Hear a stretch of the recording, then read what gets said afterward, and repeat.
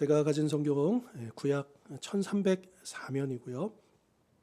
하박국 2장 18절로 20절까지 말씀, 오늘도 석절의 말씀 한 목소리로 같이 봉독하겠습니다. 시작.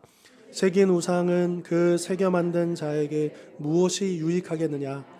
부어 만든 우상은 거짓 스승이라. 만든 자가 이 말하지 못하는 우상을 의지하니 무엇이 유익하겠느냐? 나무에게 깨라 하며 말하지 못하는 돌에게 일어나라 하는 자에게 화 있을진저 그것이 교훈을 베풀겠느냐? 보라, 이는 금과 은으로 입힌 것인즉 그 속에는 생기가 도무지 없느니라. 오직 여호와는 그 성전에 계시니 온 땅은 그 앞에서 잠잠할지니라 하시니라. 아멘. 자, 우리가 지난 시간에 이 바벨론의 이제 네 번째 죄악을 우리가 살펴봤는데요. 이 바벨론이 아무리 대단한 힘과 이 권세를 가지고 있었다 하더라도, 또 엄청난 부를 누리고 있었다 할지라도, 그들은 그 시대에 그 이웃 나라들에게, 백성들에게 존경을 받지 않았다.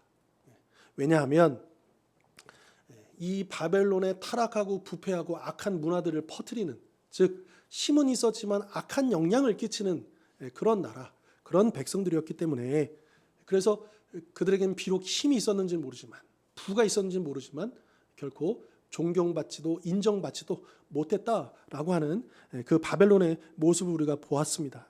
그러면서 이제 우리에게 적용하면서, 그렇다고 한다면 우리 믿는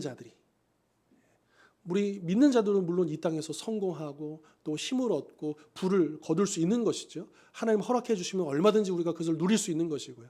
하지만 그것이 우리에게 중요한 것이 아니라, 우리가 세움받은 그 자리에서 이 착한 행실로 예수의 향기를 드러내고 선한 영향을 끼쳐 나가는 것이 우리의 사명이다. 우리가 이 세상에서 뭐 1등을 할 거냐, 몇 등을 할 거냐, 이게 중요한 게 아니고, 우리가 어느 집에 살 거냐, 무슨 차를 소유할 거냐, 우리가 어떤 지위에 오를 것이냐, 이게 중요한 게 아니고, 우리가 어떤 자리에 있든 간에, 어떤 모양으로 살았든 간에 과연 우리를 통해서 예수의 향기가 드러나고 있는가, 그러니까 우리가 과연 그런 통로가 되고 있는가, 이것이 중요하다라고 하는 것이죠. 그래서 우리는 사명자입니다. 저와 같은 목회자들은 이 교회, 여기가 사역지라고 한다면, 우리 성도님들은 어디가 사역지입니까? 가정이 사역지고, 그 일터가 사역지고, 그러니까 거기가 선교지인 거예요. 그러니까 우리는 다 사명자입니다. 각각의 부르심을 받은 사명자입니다. 보통 말하는 주의 종은 목회자만 의미하는 게 아니죠. 주의 종은 우리 모두 다입니다.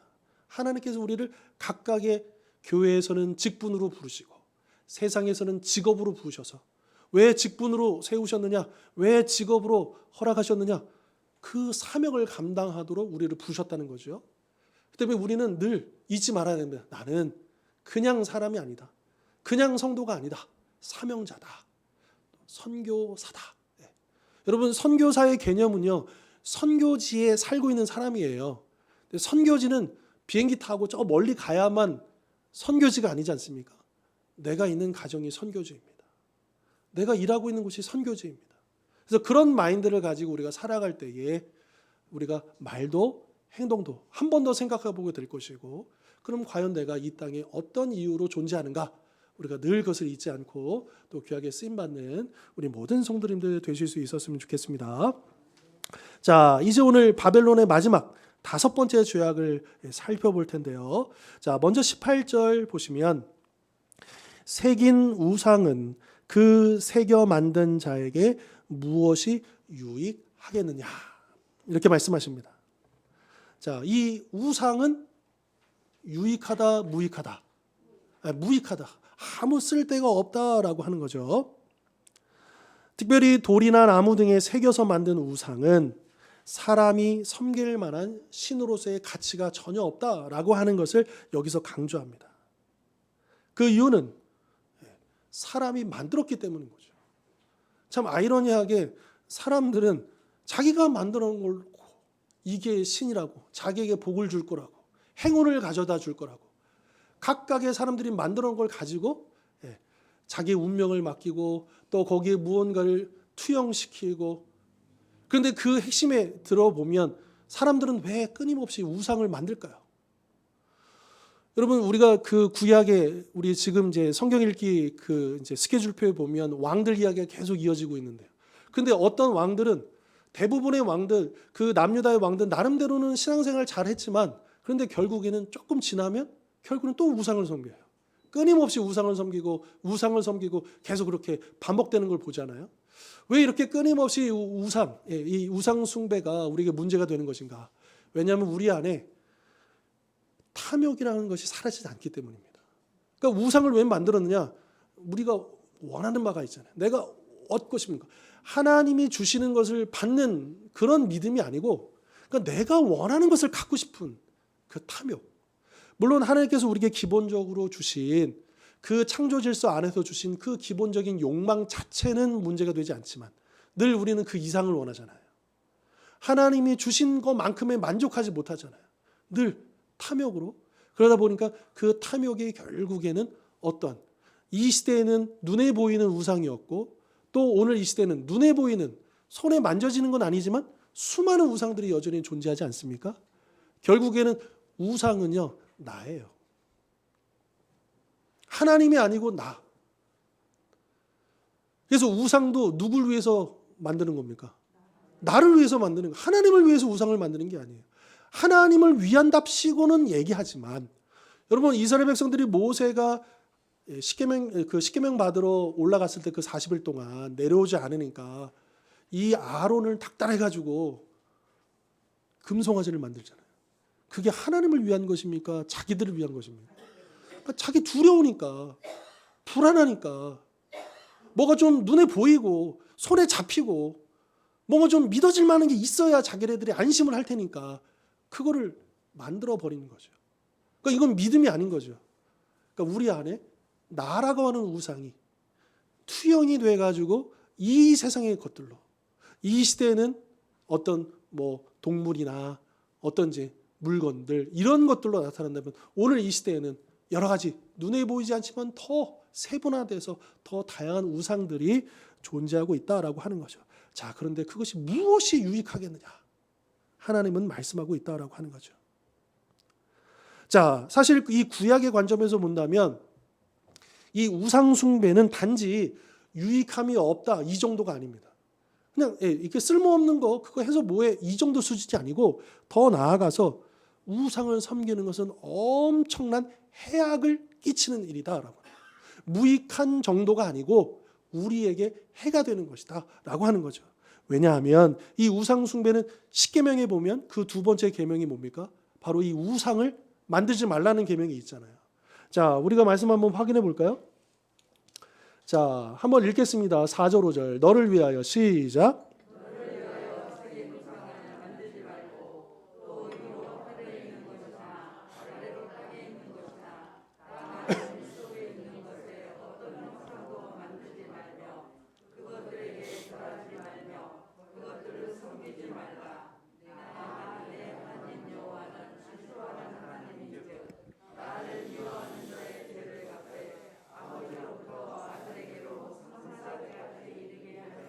아멘.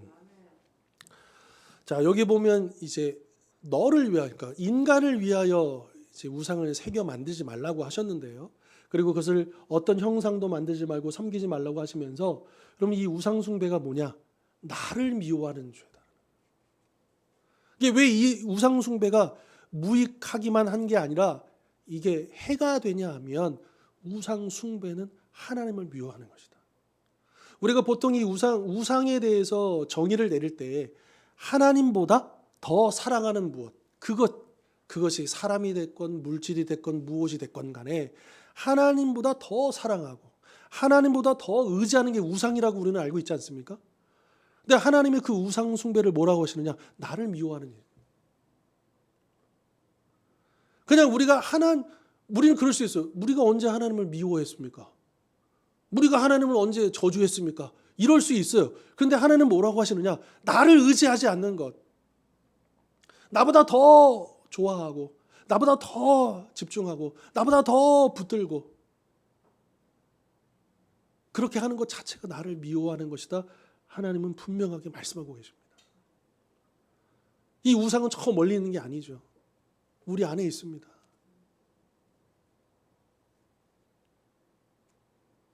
이스라엘 백성들이 구약에서 늘 끊임없이 이 우상 숭배로 넘어지고 실패하고 이것이 계속 반복되었다면 오늘 우리에게도 이 일들은 계속 반복되고 있다라는 이야기예요. 우리도 그들과 다를 바가 없거든요. 우리가 구원받았다고 해서 우리 안에 탐욕이 사라진 건 아닙니다.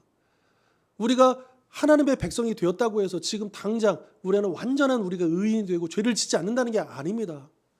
여전히 우리는 죄와 싸우고 있고 우리 안에는 탐욕과 싸우고 있고 이 우상과 싸우고 있는 것이죠. 그 우상이라고 하는 것이 오늘날에는 절대로 어떤 집에 이렇게 뭘 모셔놓고 이런 우상 섬기는 사람 많지 않아요. 제가 중학교 때 전도한 친구가 있습니다. 엄마가 보살님이에요. 집에 백기를 꽂아놓고. 요즘에는 많지 않았는데 예전에는 저희 동네에도 그렇게 이제 집 그냥 일반 집인데 이렇게 이제 해가지고 그냥 자기 집에서 그 보살 일을 하시는 그 어머니가 보살이에요.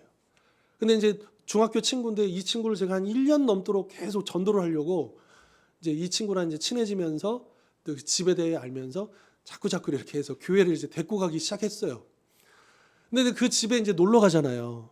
그러면 이제 집에 방이 이제 몇 개가 이렇게 있거든요. 그때 제가 그 기억으로는 방이 가운데 방, 이쪽 방, 이쪽 방에 3개가 있었어요. 근데 이 가운데 방은 문을 닫아놓고 제가 갈 때는 열어주지 않아요. 그리고 이제 이쪽 방하고 이쪽 방만 갈 수 있어요. 근데 어느 날 거기서 이렇게 밥을 먹는데 이제 그 친구 어머니가 이제 아마 뭐 짜장면을 시켜주셨나 그래가지고 그래서 그 이제 문이 늘 닫혀 있는 들어가 보지 못하는 그 방 거기 앞에서 거실 같은 데서 이제 친구랑 밥을 먹고 있는데 너무 막 속이 막 울렁대고 막 너무 안 좋은 거예요. 그래가지고 겨우겨우 이제 밥을 먹고 나서 그날 제가 그 문을 이렇게 봤는데 거기에 이렇게 직각형으로 투명한 거리에 있는 조그만 불상이 피라미드처럼 이렇게 쫙 쌓여 있는 그 이렇게 모시고 있는 곳이더라고요. 그러니까 거기 앞에서 제가 밥을 먹고 있는데 너무 속이 안 좋아가지고 막 그랬던 기억이 나거든요. 그러니까 그렇게 지금도 그렇게 어떤 형상을 이렇게 모셔놓고 거기에 절하고 거기에 빌고 뭐 이런 분들이 계시지만 그러나 그거 외에도 너무나 많은 우리 안에 있는 그 내가 원하는 바를 투영치는 것들이 끊임없이 우리를 유혹하고 있고 또 나도 모르게 나는 그렇게 생각한 적이 없지만 우리가 하나님을 사랑하는 것이 아니라 하나님을 미워하는 삶을 살 수도 있다라고 하는 것입니다. 내가 좀 이렇게 한 게 어떻게 하나님을 미워한 거야 라고 우리 스스로 생각하면 안 되는 거예요. 하나님은 분명히 말씀하십니다. 힘을 다하고 마음을 다하고 뜻을 다하여서 하나님을 어떻게 하라고요? 그렇게 사랑하지 못하는 게 하나님 미워하는 거예요. 사랑하지 않는 게 아니에요. 미워하는 거예요.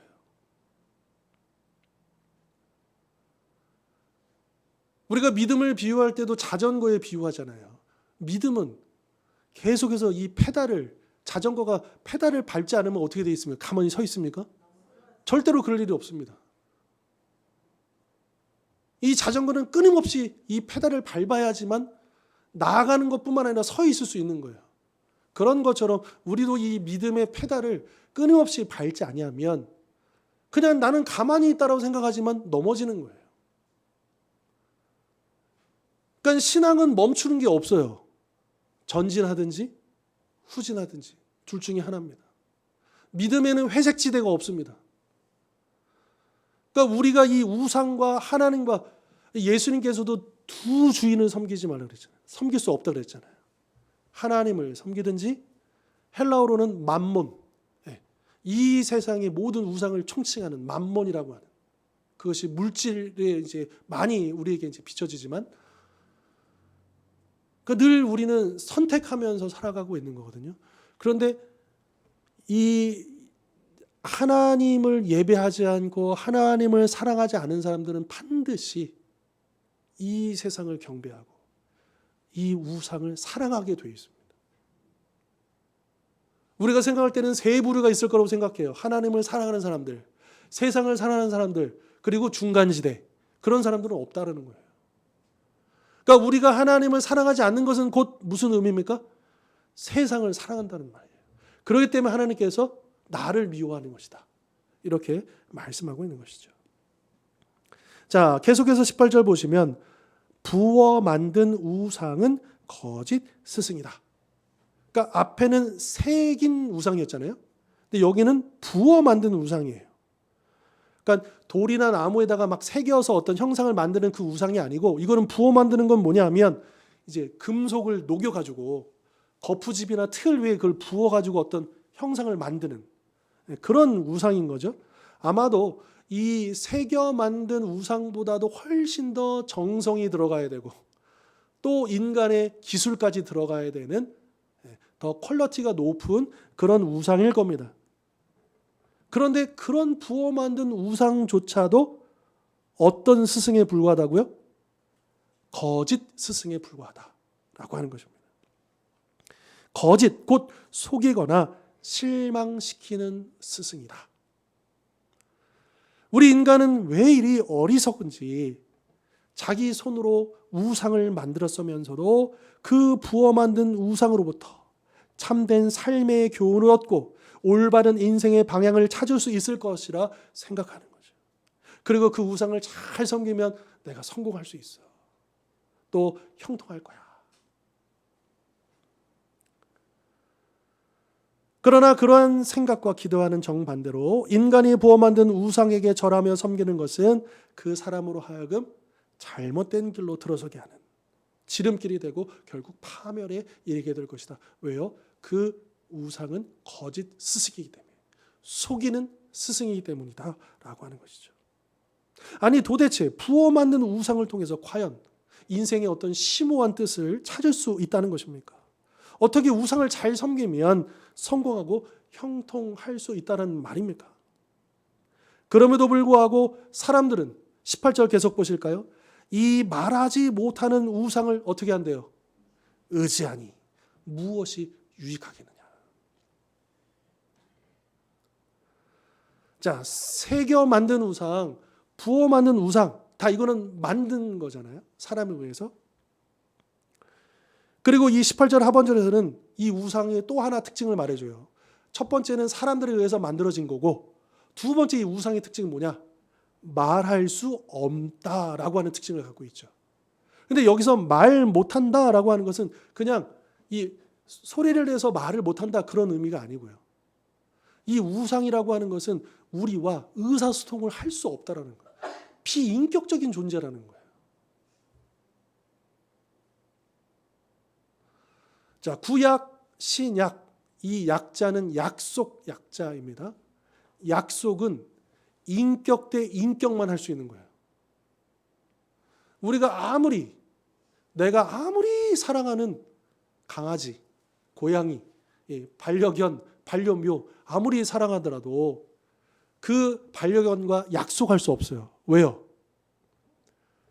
그 반려견은 내 말을 이해할 수 없거든요. 물론 조금의 감정적인 공유는 할 수 있고 또 그 동물도 아무리 미물이라도 하나님 만드신 생명체이기 때문에 우리와 교감 정도는 할 수 있죠. 그러나 하나님이 우리 인간을 인격으로 대우하시고 그래서 하나님 인격 대 사람 인격으로 맺으신 이런 약속, 이런 정도의 약속을 우리가 할 수가 있습니까? 할 수가 없어요. 그 짐승들은 우리의 그 약속을 이해하지도 못해요. 그것이 무엇인지도 알지도 못해요. 그렇지 않습니까? 그러니까 이 우상이라고 하는 것이 그렇다는 거, 비인격적인 속성을 갖고 있다는 거예요. 하나님은 인격적인 분이시죠. 그러나 하나님 외에 다른 그 모든 우상들은 인격적인 그런 어떤 속성이 전혀 없다라고 하는 것입니다. 그래서 이 18절에서는 무엇이 유익하겠느냐, 무엇이 유익하겠느냐, 일말의 가치도 없다. 이 바벨론이 섬기고 있는, 애지중지하고 있는 그 모든 우상들, 특별히 이 바벨론이 섬겼던 우상 중에 하나는 뭐냐면 무슨 신의 이름도 있지만 바벨론은 특별히 이 하박국에서 뭘 우상으로 섬기느냐? 힘, 군사력, 자기의 힘을 믿고 의지했다.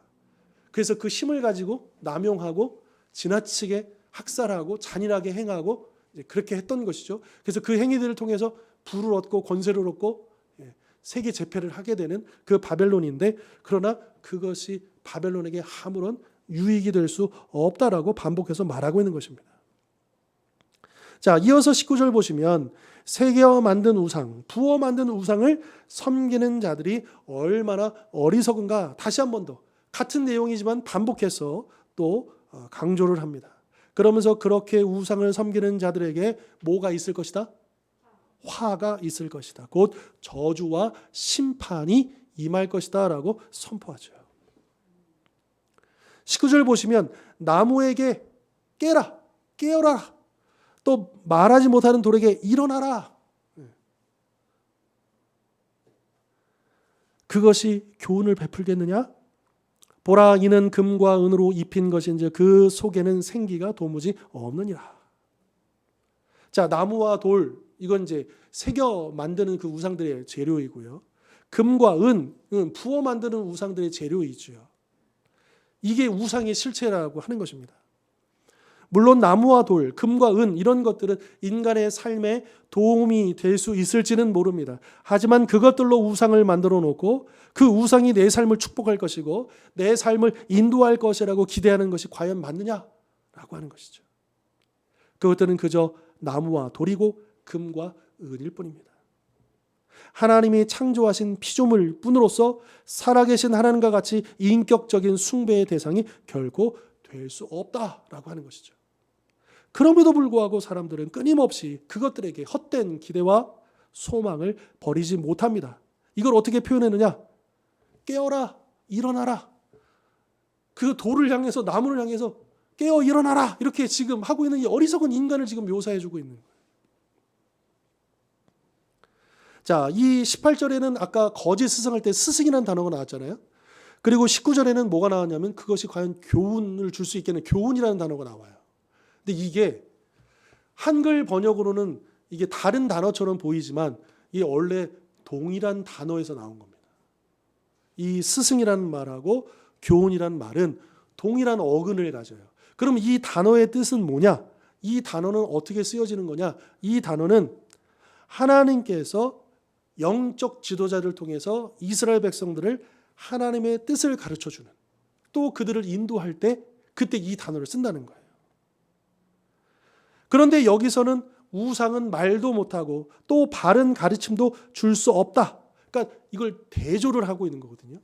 그러니까 하나님은 우리에게 참된 스승이고 참된 교훈을 줄 수 있는 분이시지만, 그러나 우상은 같은 단어를 쓰면서 그것은 거짓 스승이고 절대로 우리에게 올바른 교훈을 줄 수가 없다라고 하는 것을 대조하고 있는 것이죠. 자, 게다가 이 우상에게는 19절 그 마지막에 보면 그 속에는 뭐가 도무지 없다고 하십니까?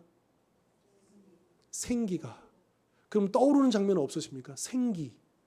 창세기에 보면 하나님이 딱 만드시고 그 코에 생기를 불어넣었을 때 생명이 된지라 그러잖아요. 이 생기도 우상하고 하나님을 대조하는 아주 중요한 포인트가 되는 거죠. 우상 안에는 생기가 도무지 없다라는 거예요. 그게 그럴싸해 보여요. 대단해 보여요.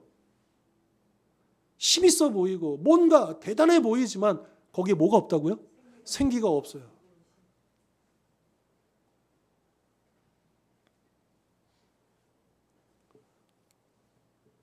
그러니까 이 우상은 생기가 있는, 하나님은 둘째치고 생기가 있는 우리 사람과도 비교 불가해요. 열등한 존재라고 하는 거죠. 그렇게 애지중지하는 그 우상들이 다 생기가 없는 그런 아주 열등한 하찮은 존재에 불과하다. 더군다나 영원히 살아계시고 그 생기의 근원이 되시는 하나님 앞에서 이 우상들이라고 하는 것은 너무나도 무기력하고 무가치한 존재임을 부각시키고 있는 것이죠. 자, 그렇기 때문에 18절, 19절을 읽고 나서 20절에 이런 결론이 나오는 겁니다. 오직 여호와는 그 성전에 계시니 온 땅은 그 앞에서 잠잠할지니라 하시냐. 자, 우리 개역개정 성경은 이제 오직이라고 이 첫 번째 나오는 이 접속사로 시작되거든요. 그런데 이 오직으로 번역을 했지만 이제 대부분의 영어 성경은 그러나 역접 접속사의 의미로 번역을 했어요. 근데 이게 좀 더 문맥에 맞는 것 같아요. 더 어울리는 것 같아요. 자, 18절 19절에서는 뭐로 얘기하느냐? 이 우상들은 움직이지도 못하고 말도 못하는 비인격적인 존재다. 무가치한 존재다. 이렇게 밝히고 있잖아요. 그러나 여호와 하나님은 그 우상들과는 전혀 차원이 다르신 분이시다. 그분은 살아계시고 인격적인 분으로서 성전에 계시는 그런 우리를 다스리시는 왕이시다라고 하는 것을 강조하는 거죠. 자, 그리고 여기서 말하는 성전은 예루살렘 성전이 아닙니다. 하늘 성전인 거예요. 그러니까 하나님이 저 하늘 성전에서 그 보좌에 앉으셔서 하늘에서 하늘 보좌에 앉으셔서 온 세상을 다스리고 계시다라고 하는 것을 이야기하는 거죠. 그러니까 이 말은 더 나아가면 이거예요. 이 당시로 적용해 보면 이웃 나라들에게 고통을 주고 있는 바벨론도, 바벨론에 의해서 고통을 받는 수많은 나라들도 다 누구의 통치 아래 있다는 거예요? 하나님의 통치 아래 있다는 거예요. 바벨론도, 바벨론에게 정복한 그 모든 나라들도 다 하나님 앞에 잠잠하라 라고 말씀하고 있는 거죠.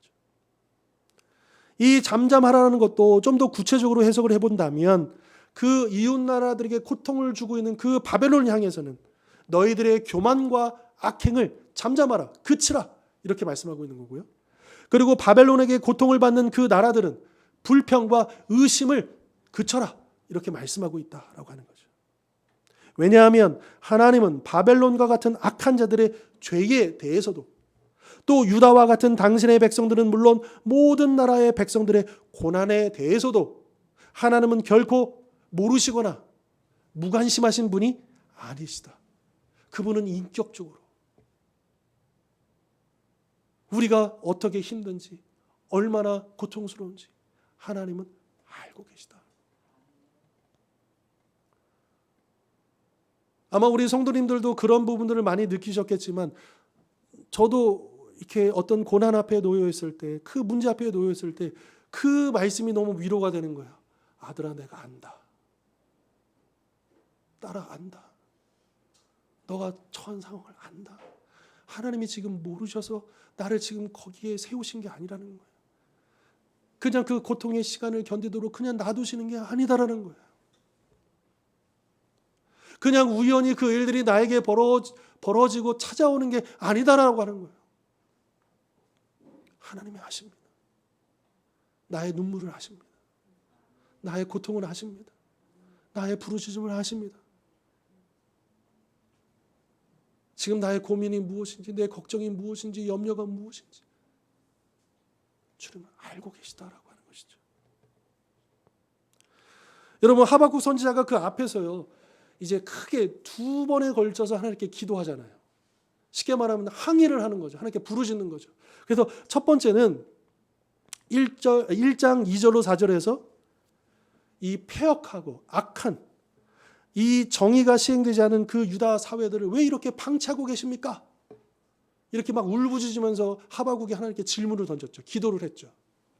그리고 두 번째로는 1장 12절로 17절에서는 이 범죄한 유다 사회를 심판하시기 위해서 이 악한 바벨론을 사용하시는 게 맞습니까? 아니, 우리보다도 더 악한 바벨론을 사용하시겠다고요? 그래서 또 막 부르짖었잖아요. 그런데 이 20절은 바로 그 두 번의 질문에 대한 하나님의 대답이다라고 하는 것이죠. 물론 하나님은요, 첫 번째 질문에 대해서도 두 번째 질문에 대해서도 각각 답을 주셨어요. 첫 번째, 하나님 정말 이대로 놔두시겠습니까? 우리 하나님의 백성들이라고 하면서 이렇게 악한 강포를 행한 자들 그냥 놔두시겠습니까? 하나님이 뭐라고 말씀하십니까? 내가 놀랄 만한 일들을 내가 이룰 것인데 너네들은 들어도 믿지 않을 거야. 저 바벨론을 일으켜서 내가 너네들을 완전히 다 무너뜨릴 거야. 그러니까 하박국이 깜짝 놀라서 그러면 좋습니다. 우리를 심판하신 것까지는 좋습니다. 그것까지는 제가 인정하겠습니다. 그런데 왜 하필이면 바벨론입니까? 이게 맞는 겁니까? 라고 했을 때 하나님이 뭐라고 대답하셨냐 하면 그 바벨론도, 교만해진 바벨론도 내가 심판할 거야. 이게 각각 주셨던 그런 대답이셨던 거죠. 자, 그러면 20절에서는 무슨 대답이냐? 그 대답을 뛰어넘는 최종적인 답변이다라고 하는 것이죠. 그것이 무엇이냐? 온 땅은, 바벨론도, 또 바벨론에 의해서 멸망을 당할 그 모든 나라들도 하나님 앞에 잠잠하라 라고 하고 있는 것이죠. 다시 말하면 앞서 두 번의 질문을 통해서 하박국 선지자는 하나님의 백성인 유다의 부정함이나 하나님께 심판의 도구로 쓰임받는 바벨론의 교만을 들면서 이에 대한 하나님의 뜻이 무엇인지를 물었고, 또 하나님은 유다를 어떻게 하실지, 바벨론을 어떻게 하실지 각각 답을 주셨다는 것 아닙니까? 그런데 여기에 대해서 20절에서 하나님께서는 하늘 보좌에 앉아 온 세상을 다스리시는 왕이시며 이것을 깨닫고 믿는 자들은 오직 당신을 경외하라, 잠잠하라, 그렇게 강조하고 있다라고 하는 것입니다. 오늘 우리가 이 땅을 살아가면서 우리는 헤아릴 수 없는 수많은 문제들, 그것들을 만나게 되고, 그래서 힘들고 어렵고 고통스럽고 또 그렇게 살아갑니다.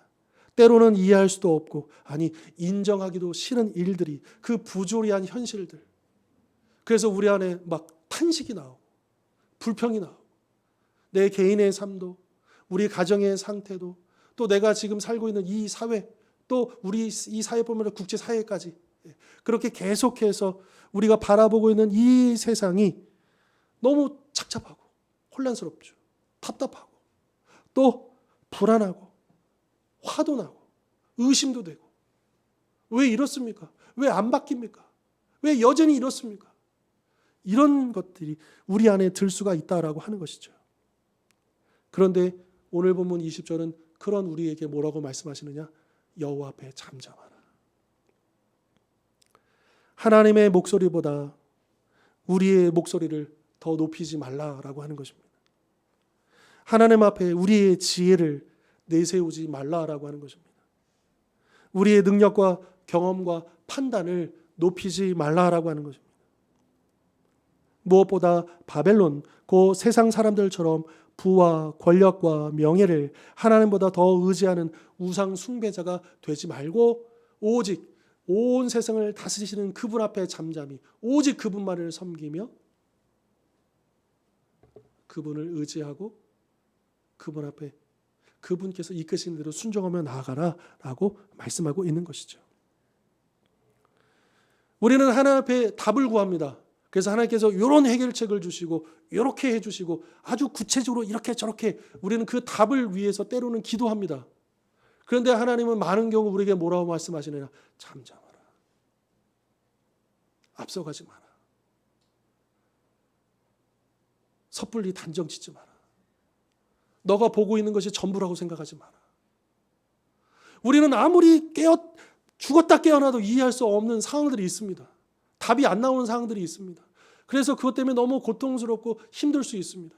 그게 내 개인의 문제일 수도 있고, 가정의 문제일 수도 있고, 자녀의 문제일 수도 있고, 재정의 문제일 수도 있고, 또 직장에서 벌어지는 문제일 수도 있고, 모든 문제들일 수 있어요. 또 이 사회에 벌어지고 있는 수많은 부조리한 현실들, 그 모든 것들로 인해서 우리가 하나님 앞에 답을 구할 때 하나님께서는 우리에게 잠잠하라. 하나님께서 앞으로 어떻게 행하실지를 바라보면서 잠잠하라 말씀하고 있다라고 하는 것이죠. 그러므로 오늘 주신 이 말씀을 우리 가슴에 새기면서 혹여라도 우리 안에 교만과 또한 우리가 악행이 있다면 그것을 버리고, 또 혹시 우리 안에 불평과 의심이 있다면 그것을 거두고, 대신 모든 권세의 근원이신 하나님 앞에 잠잠하고 가만히 서서 그분께서 행하시는 일들을 바라보며 주님이 이끄시는 대로 순종하며 나아가는 우리 모든 성도님들 되실 수 있기를 주님의 이름으로 축원합니다. 기도하겠습니다. 거룩하신 하나님 아버지, 지금 우리가 해야 할 일이 무엇일까요? 하나님께서 행하실 일들에 우리가 너무나도 무관심하고 있지 않는지, 하나님 뜻에는 관심도 없이 그저 내 삶이 너무나도 버겁고 힘들고 또 지쳐 있어서, 그래서 때로 나도 모르게 불평하고 의심하고 또 하나님과 점점 멀어져 버리는 우리의 모습은 없는지를 돌아봅니다. 그런 주님 앞에 우리가 다시 서서 우리의 교만을 낮추고 또 우리의 의심과 불평을 거두며 오직 하나님 행하실 그 일들을 잠잠히 바라보고 하나님의 지혜를 의지하고 또 하나님의 선한 섭리를 믿으며 오로지 순종의 믿음으로 나아가는 우리 모두가 되게 하여 주시옵소서. 예수 그리스도의 이름으로 기도하옵나이다. 아멘. 우리 다 같이 일어나셔서